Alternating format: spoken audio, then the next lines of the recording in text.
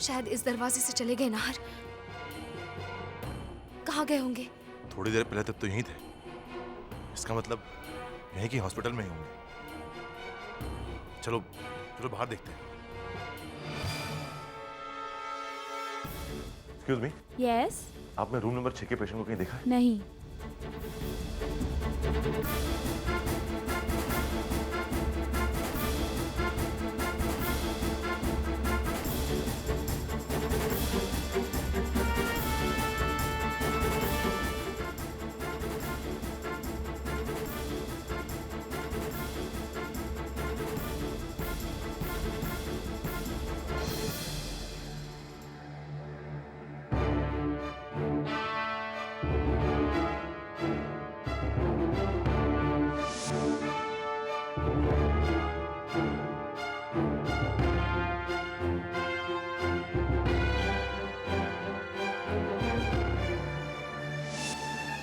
Excuse me, क्या आपने यहाँ से किसी 50-60 साल के आदमी को जाते हुए देखा है? का लगभग 5 फुट 8 इंच, रंग सांवला और उसने पेशेंट सूट पहना हुआ था। नहीं सर। आपको यहाँ पर इसलिए खड़ा किया गया है ताकि आप आने जाने वाले लोगों पर नजर रख सकें। यही नजर रखते हैं आप? एक आदमी पेशेंट सूट में आपके हॉस्पिटल से बाहर जाता है तो आपको पता नहीं चलता? Sorry sir. नाहर, हम पापा को बाहर ढूंढते हैं। ज्यादा दूर नहीं गए होंगे, यहीं गए होंगे। चलिए। आई थिंक कि ये प्रोजेक्ट काफ़ी फीजिबल है और हमें इसमें इन्वेस्ट करना चाहिए। आप लोग आगे की प्रोसीडिंग्स शुरू कीजिए और जितना जल्दी हो सके इस प्रोजेक्ट के लिए फाइनेंस अरेंज कीजिए। सर, कोई भी फैसला करने से पहले हमें एक बार ब्रिजेश सर से बात कर लेनी चाहिए। आप निश्चिंत रहिए मिस्टर बैनर्जी, आपके ब्रिजेश सर ने ही मुझे ये परमिशन दी है कि मैं इस प्रोजेक्ट से रिलेटेड सारे फैसले ले सकूं। आप लोग अपना काम शुरू कीजिए। Right sir. Excuse me. By the way mister Banerjee, आप फाइनेंस की फाइल्स तो लेकर आए होंगे, मैं वो एक बार देखना चाहूँगा। सर, वो ये अभी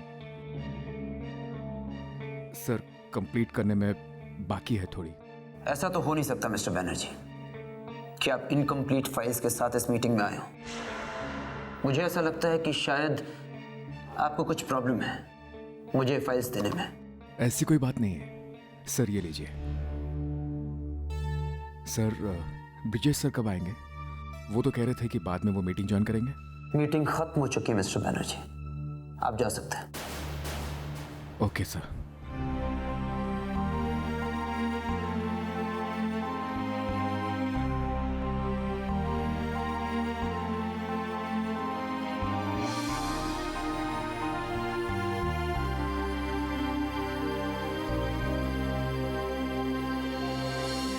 नरपत सिंह जी का रूम कौन सा है? यस सर, एक मिनट। जरा देख लीजिए। नाहर, नाहर, अब नरपत सिंह जी की तबीयत कैसी है?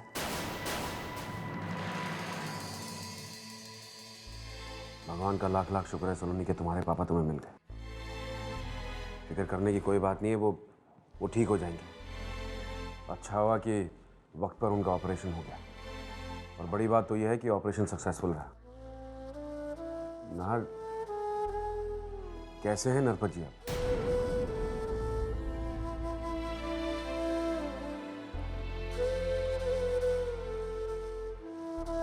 क्या बात है, क्या हो गया? सब कुछ ठीक तो है ना? भाई साहब, पापा जी ठीक है, लेकिन अब वो यहाँ नहीं है। वो चले गए। क्या? कहाँ चले गए? भाई साहब, कुछ पता नहीं है। बिना किसी को कुछ बताए यहाँ से चले गए।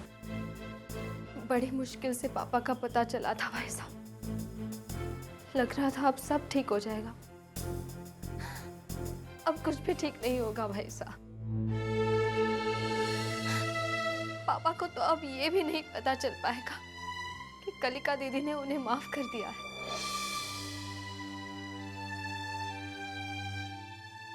सलोनी, अपने आप को संभालो। तुम हिम्मत वाली बेटी हो ना। आज तक तुम सबकी हिम्मत बांधती आई हो, फिर तुम कैसे हिम्मत हार सकती हो? नार, कलिका कहाँ है?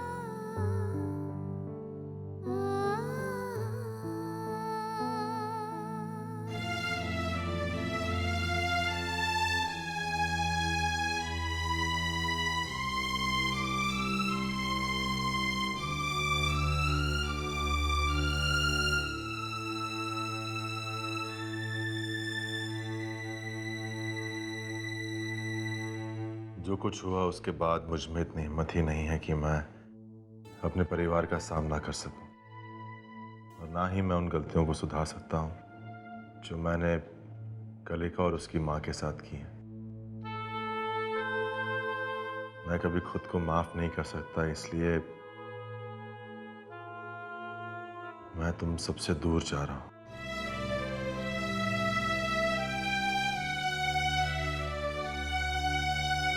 ताकि जो पाप मैंने किया है उसकी सजा मैं अकेले भुगत सकूं। बस इतनी विनती और है तुम सबसे कि कलिका की जो जगह हमारे परिवार में होनी चाहिए, जो मैं उसे नहीं दिला सका, वो सही जगह तुम सब उसे जरूर देना। शायद यही मेरे पापों का प्रायश्चित भी होगा।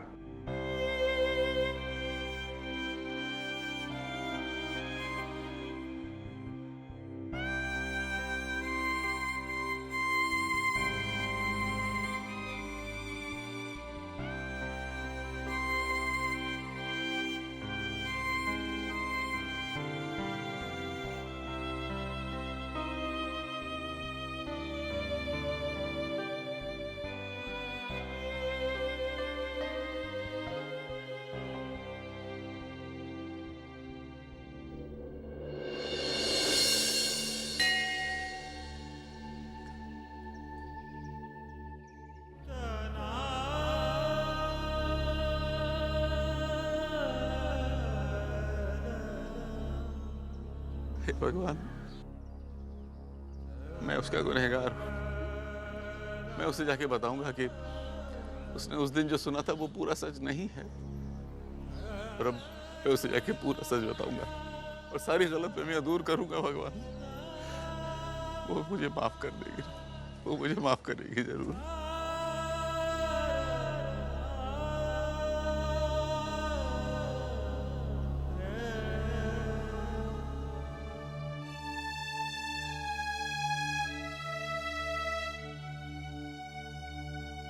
हे माँ, तू गवाह है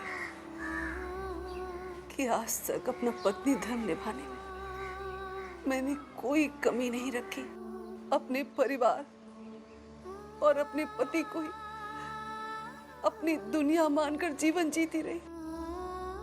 फिर मुझसे ऐसी कौन सी भूल हो गई माँ, जिसकी तूने इतनी बड़ी सजा मुझे दी है। जिंदगी भर जिस इंसान की मैंने पूजा की, जिसे अपने आप से कहीं ज्यादा मैंने चाहा, आज उसी इंसान ने मेरी पूजा, मेरी तपस्या का ये सिला दिया है मुझे माँ।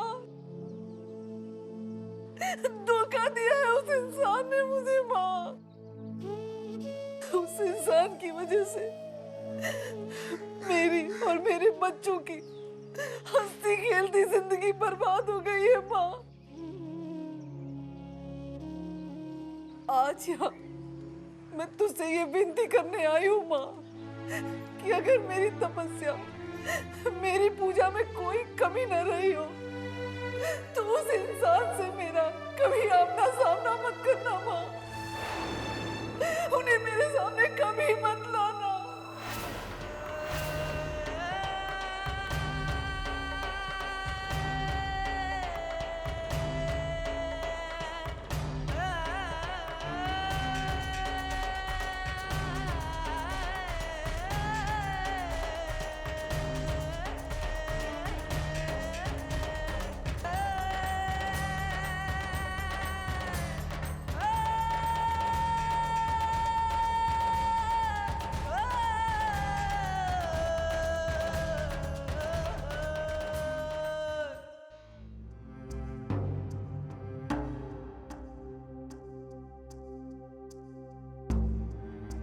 मैंने हॉस्पिटल का बिल भर दिया है। चले। दीदी,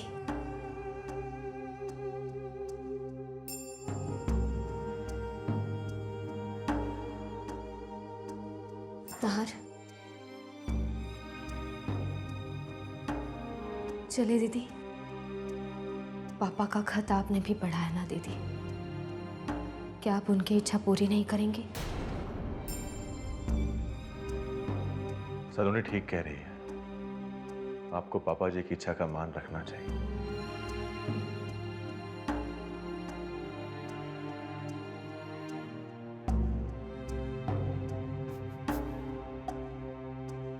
आपको मेरे साथ आना होगा उस घर में जिससे आज तक आप दूर रहे। वो जगह लेने आना होगा जो उस घर में एक बड़ी बेटी की है। ये आपका हक भी है और पापा की इच्छा भी। पापा ने आपकी जान बचाई क्योंकि वो आपके पिता हैं और कोई भी पिता अपने बच्चों को तकलीफ में नहीं देख सकता।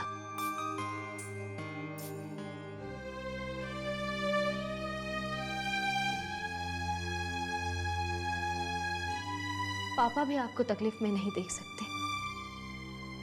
मुझे पूरा यकीन है पापा कभी कोई गलत काम कर ही नहीं सकते। कुछ है जो आंखों को नजर नहीं आ रहा। आप वकील हैं ना, तो मुझे सिर्फ इतना बताइए, क्या आपकी अदालत में जज दोनों पक्षों को सुने बिना सजा सुना देते हैं? अगर नहीं तो आप पूरा सच जाने बिना पापा को सजा कैसे सुना सकती है? कलिका जी, जब इंसान के दिल में नफरत दिन ब दिन बढ़ती जाती है तो उसके लिए सही और गलत का फैसला करना बहुत मुश्किल हो जाता है। कुछ ऐसा ही आपके साथ हो रहा है। पापा जी के लिए आपकी नफरत वक्त के साथ इतनी बढ़ चुकी है, लेकिन आप इस नफरत को दिल में लिए जिंदगी तो नहीं जी सकती ना। प्लीज दीदी, चलिए चलिए ना मेरे साथ। मैं आपको यकीन दिलाती हूँ, आपको वहां इतना प्यार मिलेगा कि आपके दिल की सारी नफरत मिट जाएगी। जो हो गया उसे तो मैं नहीं बदल सकती और आपने जो खोया है उसे लौटा भी नहीं सकती। लेकिन आपके आने वाले कल को खुशनुमा करने की कोशिश तो जरूर कर सकते हैं ना। मेरी बात मानिए दीदी, प्लीज चलिए मेरे साथ, प्लीज।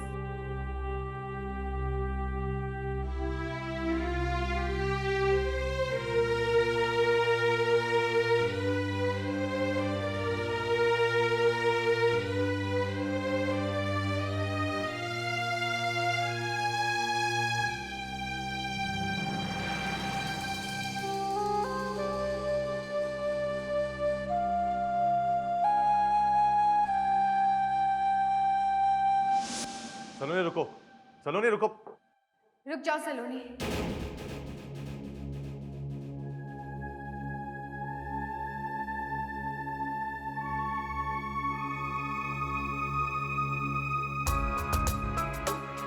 दीदी,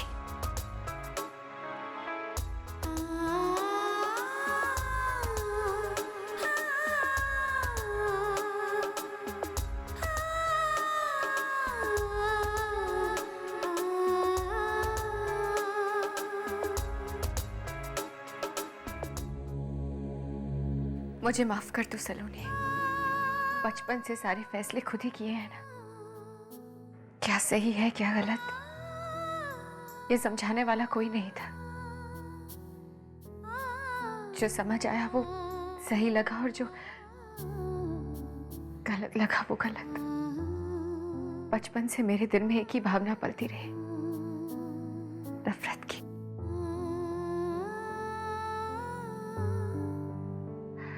और उसे मैं भूल जाइए दीदी।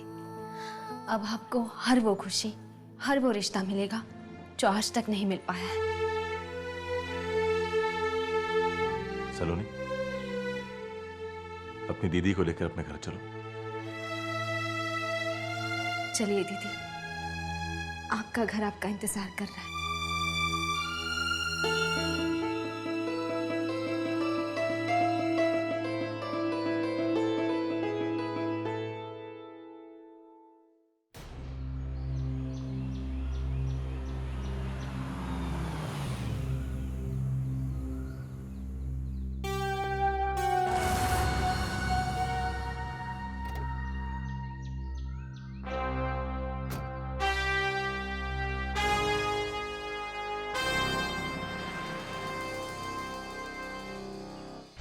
किसके साथ?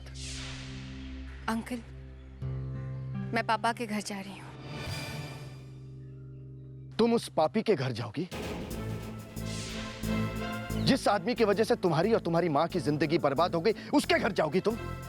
तुम जानती हो ना कि मुझे उस आदमी और उससे जुड़े हर इंसान से कितनी नफरत है।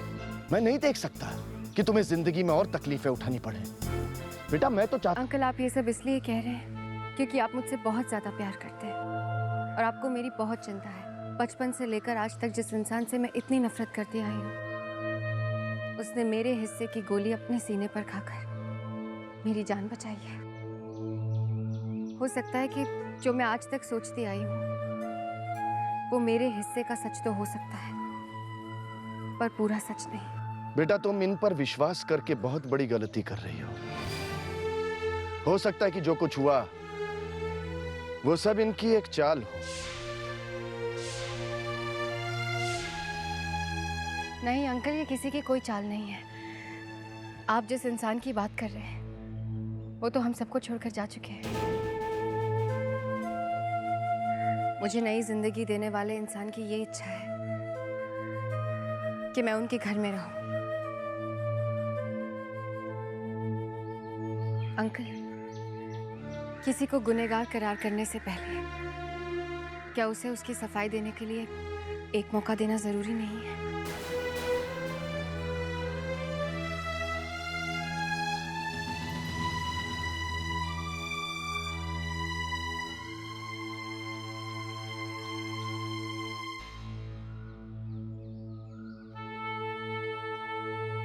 बेटा मैंने तुम्हें बचपन से पाला है, तुम्हारे हर दुख को अपना दुख समझा है। मैं नहीं चाहूंगा कि तुम इन लोगों के साथ जाकर रहो, लेकिन अगर तुमने फैसला कर ही लिया है तो फिर तुम्हारे इस फैसले में मैं तुम्हारे साथ हूं।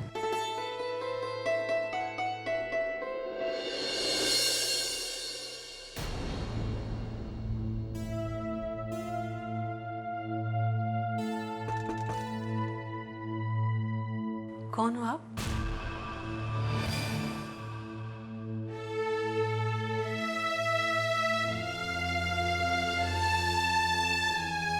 मम्मी, इनसे मिली। ये है कलेगा, ये है कलेगा, ये है कलेगा।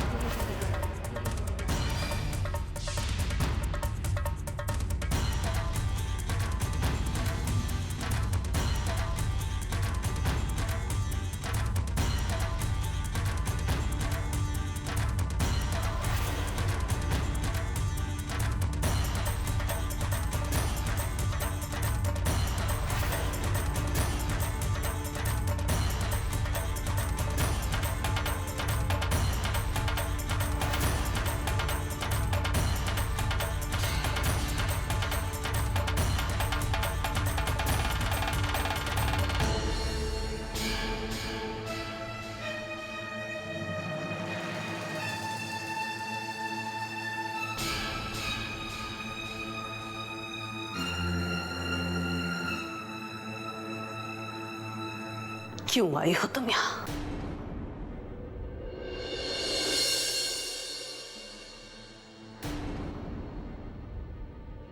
मेरा घर मेरा मंदिर है और इस मंदिर में किसी पाप के लिए कोई जगह नहीं है।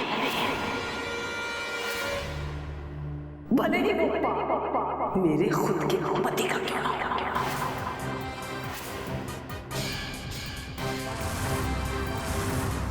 तुमने शायद ठीक से सुना नहीं मैंने क्या कहा। मेरे घर में तुम्हारे लिए कोई जगह नहीं है।